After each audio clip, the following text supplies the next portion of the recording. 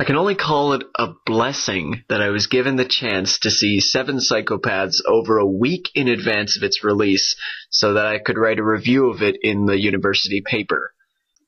And it turns out I was the only person who showed up that day. It's unbelievable. I will never figure out how anyone could possibly look at this movie with even the slightest knowledge of who's behind it and think, nah, I'll pass.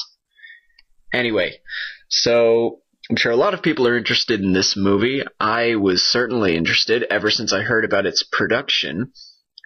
And let me say for the record that this is hands down my favorite movie of 2012. So far, it is the best movie I've seen of 2012. Better than The Avengers, better than The Dark Knight Rises. It is a story that only Martin McDonagh could have given us. Now, I'm a big fan of Martin McDonagh, even though I've only seen one film, and that's In Bruges.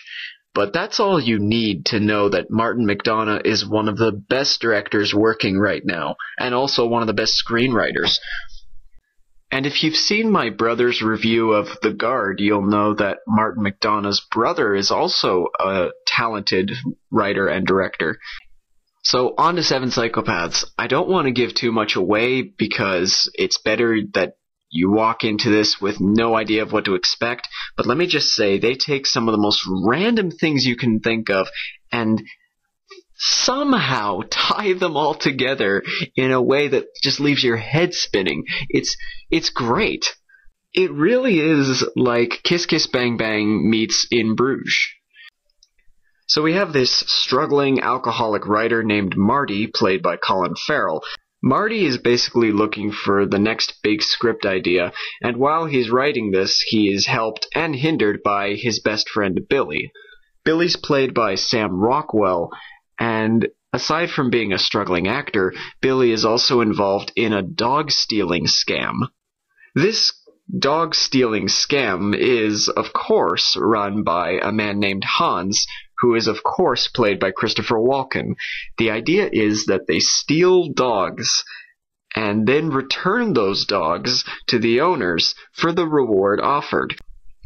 It's an idea so silly that you'd think no one else had come up with it, and honestly, it really works. Except when they take a dog that just happens to belong to Charlie, played by Woody Harrelson. Charlie is a vicious, bloodthirsty gangster who deeply loves his dog in a way that he loves almost nobody else, and he will quite happily kill people to find out where the stolen dog is. Now, I won't say much more on the plot because you really shouldn't know that much, because it makes the surprise all the more exciting. I mean, they tie the most random things together. They have a Vietnamese hitman coming to America to avenge the Vietnam War. You've got Tom Waits talking about how he and his former love used to kill murderers for a living.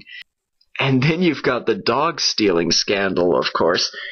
It would seem implausible to try and make any kind of sense out of this plot, but Martin McDonagh does it. It's fantastic. On a technical level, this is certainly a huge step up from In Bruges.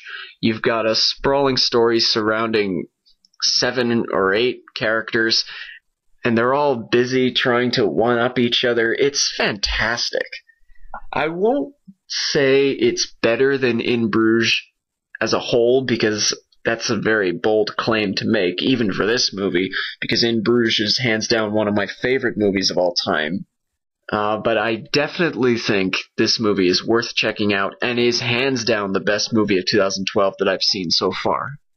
There's honestly not much else to say on this movie. Watch it when you can. You will not regret it.